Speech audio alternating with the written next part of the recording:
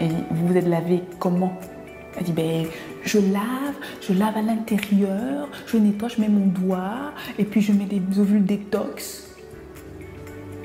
Et ce qui est marrant, c'est qu'il y a plein de femmes qui font ça. Il y a plein de femmes que j'entends faire ça. Pourquoi vous faites ça? Qui vous a appris ça? Vous avez vu ça où? Hello, bien sur ma chaîne, ici Kay Cabrel et comme tu peux le voir sur le titre de cette vidéo, nous allons aborder un sujet assez délicat qui n'est autre que l'organe génital féminin et ce qui est important selon moi de faire en tant que jeune femme ou femme en général au quotidien pour prévenir maladies, infections et bien d'autres. En effet, pour ceux qui ne le savent pas, j'étudie actuellement médecine en Allemagne. Je suis en deuxième année et personnellement, j'aurais voulu commencer à faire des contenus de prévention sur ma chaîne à partir de la troisième année. Mais un fait divers assez intéressant m'est arrivé dernièrement à une station car une patiente a dû se faire retirer l'utérus à cause d'une infection qui à la base était bénigne. J'espère donc qu'à travers cette vidéo, je vais non seulement sensibiliser les jeunes personnes qui, entre guillemets, négligent encore un peu trop leur appareil génital, mais aussi, pourquoi pas, encourager à faire plus attention au quotidien et prévenir donc certaines maladies. J'espère que ça va te plaire, n'hésite pas à liker, partager. Je veux plus de contenu du genre et on y va.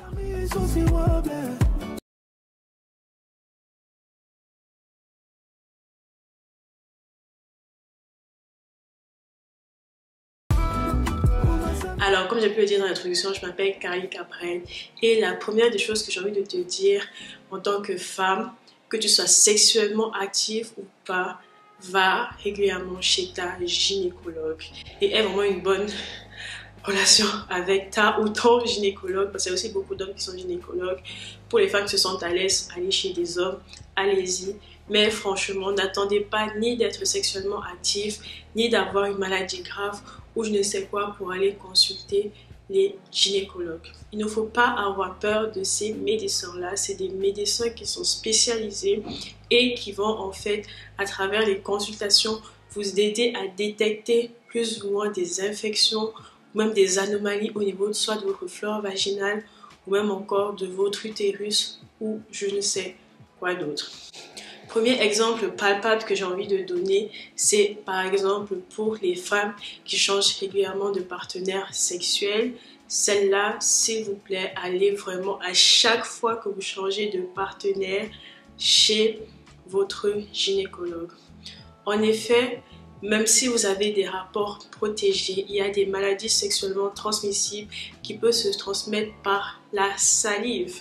Je parle ici notamment de la chlamydia par exemple, qui est une des infections sexuelles les plus propagées et les plus vicieuses car c'est une infection qui est plus ou moins silencieuse et du coup en fait il n'y a pas de symptômes apparents, il n'y a pas de symptômes alarmants.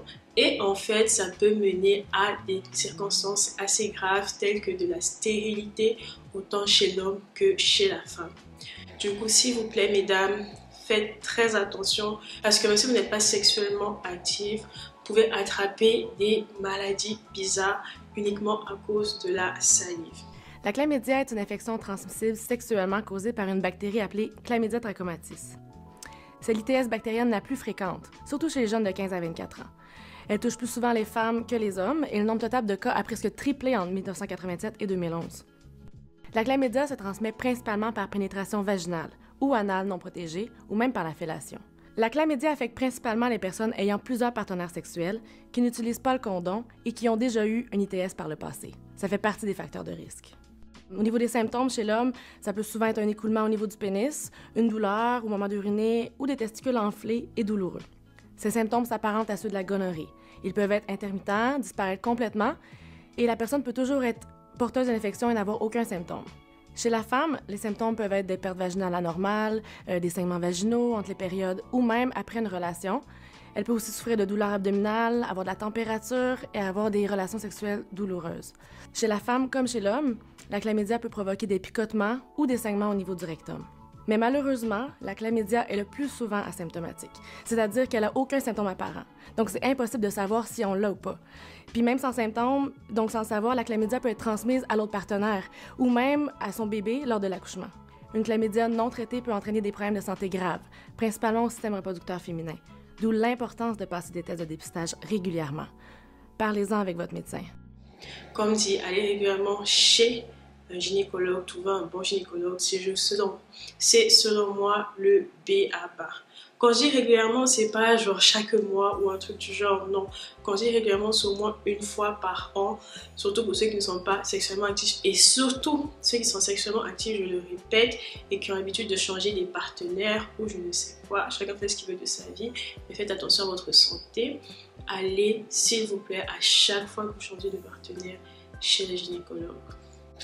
Deuxième des choses, faites vos bilans. Faites vos bilans de santé, surtout les bilans liés à, entre guillemets, quelques risques dans votre famille. Par exemple, si vous avez eu à avoir une grand-mère ou une mère qui a eu à avoir un cancer du sein, ou si vous avez des personnes parentées qui ont eu à avoir des cancers du sein, faites un check-up. Le check-up est entre guillemets quelque chose qui se fait en général au début de la vie adulte et au milieu de la cinquantaine, mais franchement la santé est quelque chose de non négligeable. Du coup, même si vous n'allez pas régulièrement chez la gynécologue, allez quand même chez votre médecin traitant et essayez en fait de faire un check-up sur votre santé en général. Surtout chez les femmes d'origine afrodescendante, car la prévalence dans la communauté noire pour les femmes, selon les statistiques, je le répète, est plus ou moins grande pour tout ce qui est lié en fait au fibrome et au myome. Fibrome ou myome utérin, la maladie de la femme noire. C'est une maladie de la femme noire. Il y a plusieurs études qui l'ont prouvé. Et déjà, on a constaté qu'il y a 20% à peine de femmes européennes qui ont les fibromes. Chez les femmes noires, vous avez près de 45% des femmes qui ont des fibromes et des fibromes, comme on dit, en griffe, historiques. Je me rappelle un fibrome qui a pesé près de 20 kilos qu'on a eu à opérer au CNHU.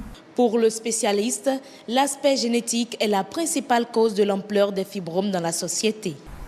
Il y a une origine génétique par rapport au développement des fibromes. On a constaté que les femmes noires développent plus les fibromes. Et d'autre part, il faut savoir que, comme c'est dit, c'est génétique. Dans la famille, lorsqu'il y a déjà quelqu'un qui a déjà développé le fibrome, il faut savoir qu'il y a 2,2% de malchance d'en développer. Lorsqu'on fait un bilan et qu'on fait des check-ups régulièrement, on peut facilement en fait voir l'apparition de ce genre de petits fibromes très tôt. J'ai une amie à moi qui avait peut-être des saignements irréguliers, ne s'était pas forcément alarmée, qui avait des douleurs lors de ses règles, ne s'alarmait pas forcément. Et en fait, un jour, elle a dû se retrouver à l'hôpital. Et en fait, c'est lors des analyses qu'on a commencé à découvrir qu'elle avait des petits fibromes. Pourtant, elle n'a pas encore accouché, elle n'est pas active sexuellement, donc ça n'a rien à voir, ce n'est pas un cancer, ce sont entre guillemets, comment est-ce que je peux expliquer ça? Ce sont des tumeurs bénignes, ce n'est vraiment pas quelque chose de très grave, mais avec le temps, ça peut franchement mener à des choses telles que ablation de l'utérus ou même encore stérilité en général. Du coup, franchement, si vous êtes une femme noire, trouvez votre gynécologue et faites vos bilans. Faites en sorte en fait d'être rassuré, ne serait-ce que par rapport à votre prévalence dans votre famille, par rapport à votre génétique, car malheureusement les femmes noires sont plus ou moins prédisposées à acquérir ce genre de myome. La troisième des choses que j'ai envie de dire aux femmes, c'est n'introduisez pas tout et n'importe quoi dans vos vagins. Dans ce sens où il y a encore beaucoup de femmes au jour d'aujourd'hui qui croient que pour avoir un vagin propre, il faut y introduire du yaourt nature parce que ça fait rétablir la flore. Et il y a des femmes qui vendent je sais pas, c'est du thé, je sais pas ce que c'est, pour introduire dans le vagin. Il y a tellement en fait d'idées reçues par rapport en fait à l'hygiène intime féminine qui font en sorte que malheureusement beaucoup de femmes ont des infections inutiles, détériorent leur flore vaginale et en fait je sais pas, franchement il y a beaucoup de pratiques bizarres autour de l'appareil génital féminin. Du coup en fait la première des choses qu'il est important de retenir dans cette vidéo, c'est laisser votre appareil génital tranquille.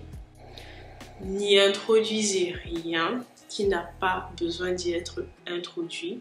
Et en fait, avant d'y introduire quoi que ce soit, faites en sorte d'être rassuré que cela ne va pas gâcher votre intimité. Je ne sais pas si vous avez compris, mais bref, franchement, les bonbons, les pastilles, bref, il y a des choses qu'il ne faut pas introduire dans le vagin, sauf si votre gynécologue vous l'a permis, entre guillemets, dans ce sens où il y a des femmes qui ont peut-être des pertes blanches qui sont jaunâtres, qui ont peut-être des odeurs vaginales. Et en fait, il y a tellement de vidéos sur Internet qui circulent que oui, il faut introduire du yaourt nature ou des trucs du genre, alors que non, il faut aller voir sa gynécologue si on remarque quelque chose de bizarre dans son intimité. On va la voir, et elle va regarder quelque chose, elle va faire des analyses, elle va voir si ça va bien ou pas, et elle va vous prescrire des médicaments. Lorsque ces médicaments seront prescrits, allez à la pharmacie et prenez ces médicaments avec les doses dans la manière dont ça a été prescrit. Je ne veux plus voir de femmes qui introduisent du yaourt nature dans leur vagin. Ce n'est pas fait pour être dans le vagin. Quatrième des choses maintenant, après donc tout ce qui est introduction bizarre, c'est en fait ayez une hygiène intime très simple. Dans ce sens où, comme dit, lorsque vous lavez votre appareil génital, les filles, s'il vous plaît, n'envoyez pas vos doigts à l'intérieur avec du savon. Tout ça, c'est pour détruire votre flore vaginale. Laissez votre appareil génital se nettoyer lui-même, suivre son cycle tranquillement, ne buvez rien de bizarre et utilisez un savon en général avec un pH neutre pour l'extérieur, pour les zones alentours, pour la muqueuse extérieure, la partie qui est donc visible de l'extérieur, mais n'entrez pas à l'intérieur. C'est une porte défendue, c'est franchement en fait non. Ne lavez pas avec du savon parce que je sais pas comment expliquer ça, mais il y a tellement de personnes qui sont entre guillemets genre maniaques et je sais pas genre. Au sujet de l'hygiène intime de manière générale, il y a 5 choses que vous devez savoir. Premièrement, le vagin contient des bactéries naturelles qui lui permettent de rester en équilibre. La deuxième chose, le vagin se nettoie tout seul. La troisième chose, les pertes blanches, c'est un signe que votre appareil génital fonctionne. Sauf quand les pertes blanches sont plus abondantes que d'habitude, quand ça commence à gratter, quand ça commence à avoir une odeur très désagréable, avec une couleur un peu bizarre. Là, c'est peut-être le signe qu'il faut consulter un médecin, parce que ça veut dire peut-être qu'il y a une infection qu'il faut traiter. La quatrième chose à savoir, le vagin ne sent pas mauvais. Il sent pas mauvais. Mais il n'est pas censé sentir la rose. Hein. Non, il ne faut pas aller croire que ça va sentir votre parfum, que vous mettez... Non. Mais il ne sent pas mauvais. C'est son odeur naturelle. C'est comme ça. La cinquième chose, si vous voulez nettoyer vos parties intimes, ça se fait à l'eau claire. C'est suffisant. Ça ne veut pas dire, oui, on passe juste un jet d'eau et puis on est parti. Non, on passe un jet d'eau et avec les doigts, on nettoie entre les grandes lèvres, entre les petites lèvres pour éliminer les résidus de pertes qui sont restés collés de la veille, de la nuit, etc. Donc on prend le temps de nettoyer, de passer avec ses doigts au niveau de sa vulve. On ne va pas à l'intérieur, d'accord? Mais avec de l'eau claire, c'est déjà largement suffisant. Et maintenant, en fait, la cinquième des choses que j'ai envie de dire par rapport à l'hygiène intime en général, c'est qu'il ne faut pas avoir honte. Il ne faut pas avoir honte si on a une infection. Il ne faut pas avoir honte si on est malade. Il ne faut pas avoir honte si on a attrapé quelque chose qu'on ne devait pas attraper. Il faut en fait, entre guillemets, être quelqu'un de vrai. Il faut donc, lorsque tu as suivi les conseils précédents, faire attention à cette partie de son corps, car c'est une partie très délicate, surtout en tant que femme, surtout si on veut concevoir plus tard. Lorsqu'on a conscience en fait de tous les dangers autour en fait de la négligence de cet appareil-là, on peut éviter certaines situations, des infections bizarres et tout ça. Et du coup, en fait, il y a encore un certain tabou autour de l'appareil génital féminin. Que vous ayez 20 ans, 30, 40 ans, C'est normal que lorsque vous saignez, par exemple, vous ayez des pertes bizarres, que vous ayez des douleurs, que même vos pertes blanches sont peut-être abondantes ou autres. La chose en fait à faire, ce n'est pas que lorsque vous voyez quelque chose d'anormal, parce que vous ne ressentez pas de douleur, parce que vous ne ressentez pas de gêne, parce que vous ne voyez pas de problème à ça, que vous ne prenez pas la peine en fait de vous asseoir et vous dire que peut-être quelque chose ne va pas bien. En fait, toutes ces vidéos, c'est vraiment en fait pour que vous ayez une relation de confiance avec votre gynécologue ou avec votre médecin traitant par rapport à votre organe génital. N'attendez pas qu'il soit trop tard, n'attendez pas peut-être d'avoir une IST, n'attendez pas d'avoir une infection quelconque qui n'est pas forcément une IST, n'attendez pas en fait d'avoir des douleurs, n'attendez pas d'être peut-être à un point où il faut que vous soyez opéré avant de réaliser que vous devez vraiment prendre soin de cette partie de votre corps et ne pas la négliger. Il y a beaucoup d'idées conçues, il y a beaucoup de tabous, je comprends, même moi qui m'assieds pour faire cette vidéo, je ne suis pas forcément à l'aise, mais de par ce que j'ai déjà eu à voir, de par ce que on va dire, j'ai déjà eu à vivre à travers mes études, à travers en fait des connaissances aussi que j'ai acquises, surtout par rapport à la femme noire. Je pense qu'il est important de sensibiliser sur ce sujet-là. Du coup, voilà quoi. Comme dit, je vais résumer très rapidement ce que j'ai dit précédemment, même si les thèmes se rapprochent plus ou moins, parce que la conclusion vraiment c'est va te faire consulter, n'aie pas honte. Premièrement, va chez ta gynécologue régulièrement, surtout si tu es activement premièrement va donc régulièrement chez ta gynécologue, surtout si tu es sexuellement active et que tu changes régulièrement de partenaire. Tu ne sais pas ce que ces partenaires vont venir te donner, donc vas-y, fais tes check-up. Deuxièmement, que tu sois sexuellement active ou pas, et aussi une bonne relation avec ton médecin traitant et fais des check-ups en général par rapport à ta santé au moins une fois par an si possible. Troisièmement, n'introduis rien dans ton vagin, rien qui n'a pas besoin d'y être introduit, rien qui n'a pas été prescrit comme des pilules ou du yaourt nature.